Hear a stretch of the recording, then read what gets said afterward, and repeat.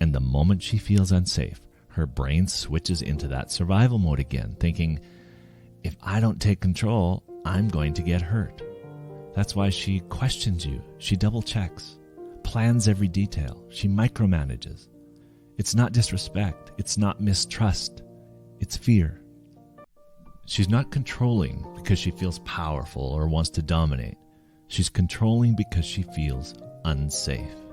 Now, not all women are controlling. But for those who are, it's not because they're too much or too intense or overly dramatic or even trying to dominate. There's far more to it than that. It's not about ego. It's not about power. It's actually about survival. It's about her life and the lives of her children and her potential children. So to start, even if society tries to deny it right now, there's an evolutionary angle to all of this.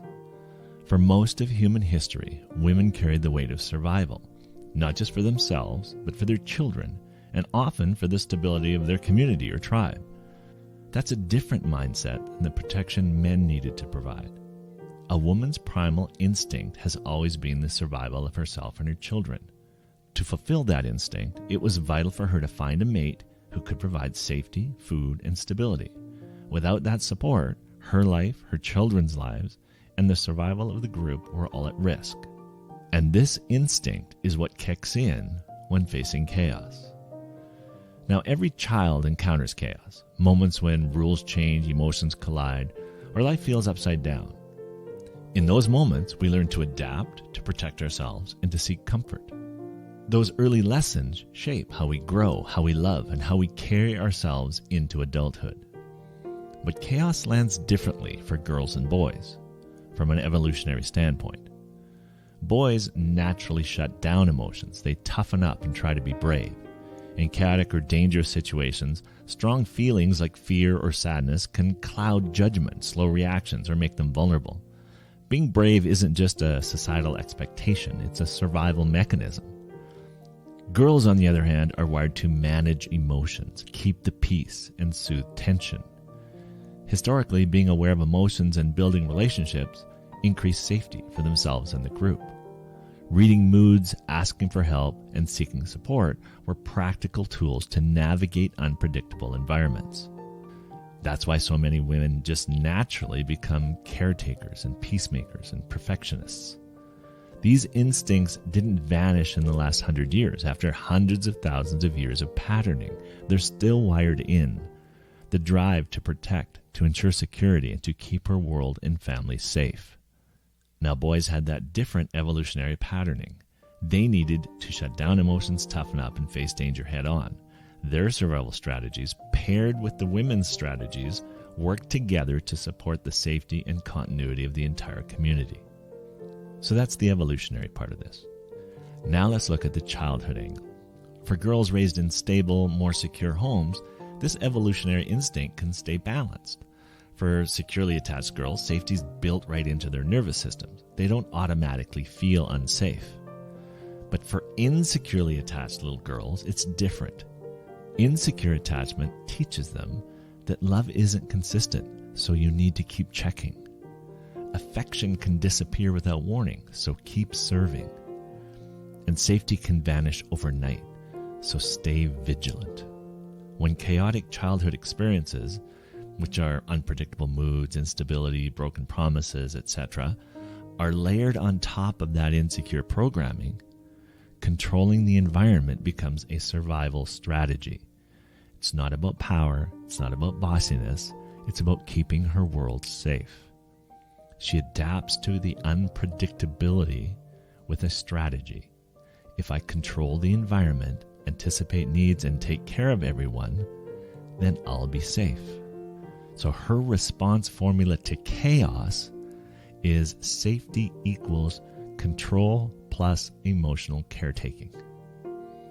Now, keep in mind that chaos comes in many forms. There's emotional chaos, like unpredictable moods and inconsistent affection. For example, a parent's mood could mean a hug one moment and a slam door the next. There's environmental chaos, like no stable home or constant financial instability. So bills are going unpaid, rooms are shifting, there's no predictable bedtime or meals. There's relational chaos, divorces, reconciliations, breakups, betrayals. There's safety chaos, which is violence, neglect, and physical abuse. And there's psychological chaos, gaslighting, codependency, perfectionism, things like that. Now, if chaos in her life wasn't the exception, but was instead the rule, then she never knew which version of life was coming next. So she adapted. She became watchful. She anticipated storms before they arrived, thinking, if I can stay ahead, maybe I won't get hurt. She became the responsible one, the helper, the planner, the little girl carrying lists in her head, contingencies in her back pocket, and the weight of everyone's emotions on her shoulders. For her, being unprepared wasn't just inconvenient, it was dangerous. So control became her armor, her shield, her survival. So let's fast forward this into adulthood. She's grown up now. She's in relationships. All those strategies that once kept her safe as a child, control, caretaking, constant vigilance, they didn't disappear when she became an adult. She wants to love. She wants to trust. She wants to rest. But her nervous system still remembers. That's why she continues to analyze every word, every pause, every sigh, every shift in tone. She doesn't relax, not because she doesn't want to, but because her body is still wired for the danger that might be around the corner, even if it never is. That need for control, it's not arrogance or ego or dominance. It's not about winning. It's the voice of the scared little girl inside her still trying to feel safe. And here's where this survival strategy collides with relationships in our present day. And as men, we usually don't see it. When we go silent, we think we're keeping the peace. But she doesn't hear the calm, she hears rejection.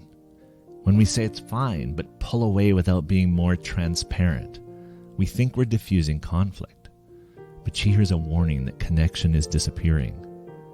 When we tell her to figure it out herself, we think we're empowering her, but she just feels abandoned, like she can't rely on us when it matters the most. And the moment she feels unsafe, her brain switches into that survival mode again, thinking, if I don't take control, I'm going to get hurt. That's why she questions you, she double checks, plans every detail, she micromanages. It's not disrespect, it's not mistrust, it's fear. Her control is her nervous system's way of saying, I want to trust you, I want to rest, but I need to know you're steady enough for me to let go. Now, this is not about blame on either side. It's about understanding the deeper story. She just needs to know that you won't disappear. Not emotionally, not mentally, and not physically. When you show up consistently, when your words and actions line up, when she knows she can lean on you, her nervous system can relax. She can set down the armor. She can let go of control. Not because you forced her to, but because you gave her what she's been craving for all along. Safety. That's when she can finally rest. She can finally let go of that little girl who never felt secure. So are you someone who would like to finally release the need to control? Are you willing to try something new? At Discover You, we'll provide the awareness, the understanding, and the tools that you need to see that control was never about being powerful. It was about trying to feel safe. You'll understand where that need began and how it has shaped your choices. You'll learn how to set control down without losing yourself and realize that control is not about power, it's about fear. You'll develop the strength to start trusting. You'll discover your values and understand your needs and reduce your expectations. You'll learn that it's possible to connect without fear and to release the weight of control so that safety and peace can come from within. And for the person who might be feeling control, the next time you feel her pushing, questioning, or micromanaging, pause and ask yourself, what part of her is afraid right now? And how can I help her feel safe? So are you ready to feel safe in your own skin, to finally let go and rest? Join us at Discover You.